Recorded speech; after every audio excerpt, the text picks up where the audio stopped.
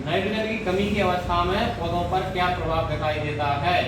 तो सबसे पहले क्या दिखाई देगा? पत्तियां पीली पड़ने लगेंगी, पत्तियां पीली पड़ने लगती हैं। और दूसरा, पौधों की पहले क्या होता है, निचली पत्तियां पीली पड़ती हैं।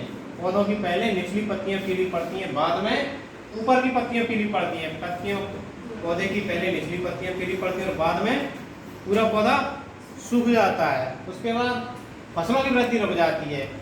नाइट्रोजन क्या करता है कि पौधों के वनस्पति भाग की वृद्धि करता है। अगर वही उसे नहीं मिलेगा नाइट्रोजन, तो पौधों की वनस्पति वृद्धि रुक जाएगी, माने वृद्धि धीमी गति से होगी। उसके बाद क्या होता है, फल पकने से पहले गिरने लगते हैं। ये नाइट्रोजन का एक मुख्य लक्षण है, नाइट्रोजन की कमी का। फल पकने से पहले ही गिरने लगते हैं, जिससे उपज में भारी कमी आती है और किसान को बहुत ही आर्थिक क्षति होती है। पत्तियों पर सफेद धब्बे पड़ने लगते हैं। जब नाइट्रोजन की बहुत ज्यादा कमी होती है तब ऐसा होता है।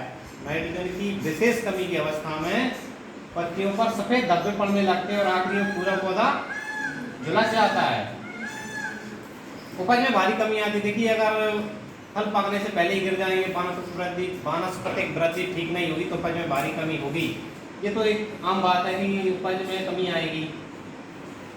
फसलें अपेक्षाकृत शीघ्रता से पकती हैं, फसलें पीली पड़ने लग जाएंगी, वानस्पतिक वृद्धि ठीक से होगी नहीं, तो सामान्य सी बात है कि फसलें समय से पहले ही पक जाएंगी। और जब फसलें समय से पहले पकेंगी तो उससे क्या होगा, उपज में कमी आएगी।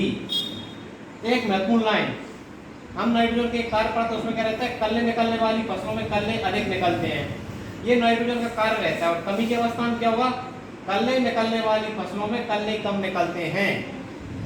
कल्ले किन फसलों में निकलते हैं, जो अनाज वाली फसलें रहती हैं, जैसे गेहूं, धान, ज्वार, जौ, ये फसलें, इनमें क्या रहता है, कल्ले निकलते हैं। अगर नाइट्रोजन की कमी होगी तो कल्ले कम निकलेंगे, कल्ले कम निकलेंगे तो बालियां कम लगेंगी, बालियां कम निकलेंगी, बालियां कम लगेंगी, तो फसल में कमी आएगी। इसलिए क्या है, नाइट्रोजन का उपलब्ध कराना आवश्यक हो जाता है। माने नाइट्रोजन पौधों के लिए आवश्यक पोषक तत्व बन जाता है, जिससे हम नाइट्रोजन को आवश्यक पोषक तत्वों की सूची में रखते हैं, माने प्राथमिक पोषक तत्वों की सूची में रखते हैं। ठीक है।